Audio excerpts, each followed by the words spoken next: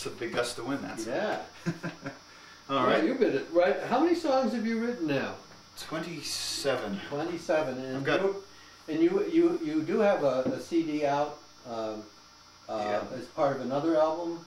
Right. Yeah. The Boothbay. Was it the Boothbay Region CD? The Boothbay Region Community CD project, I think. Produced by Brian Howe. Another guy whose name I can't remember. He seemed like a nice guy. But that was a pretty good. I thought there were a lot of cuts on that were really good. Are they still in distribution or? Oh, I don't think so. But probably if you called Brian Howe at Treetop Studios, I don't know his number, but he lives in Boothbay Harbor. In Boothbay. Boothbay Harbor. Boothbay Harbor. Same thing. Okay, you probably 633 something. I don't know what. But it was kind of an interesting idea because it was a cooperative project. Exactly, and everybody got a number of records to sell. Yeah, and speaking of selling, although this is a non-commercial station, you said you did have Simon and Garfunkel tickets. How much were they going for now? Oh, the most expensive ones were $250.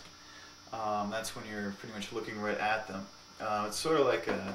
So you're looking at his bald spot. Well, yeah, they both now have them. Except Paul Simon, has this baseball hat, so which covers it up. Well, I just saw Catch-22 and Garfunkel was in that. That's part of the reason. Lots of hair in those days.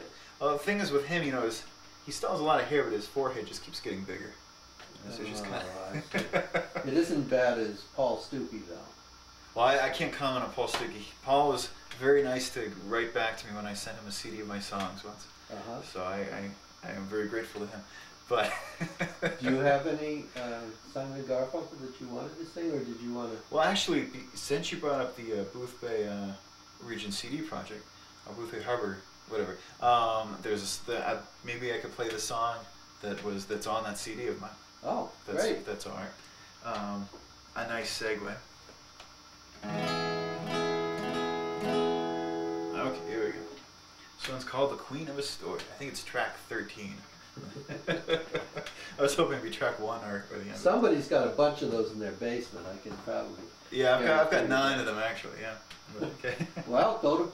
You can talk to Alex if you need a copy. Well, someday they're going to be worth something. So they sat outside at the Lincoln County Weekly for about 2 months. The Waldoboro police are developing these cards. Yeah. Like sports cards. So I'm going to try to trade a Lance Mitchell and a Jeff Fuller for my Nomar rookie card. How do you think that would work? You never know. Okay.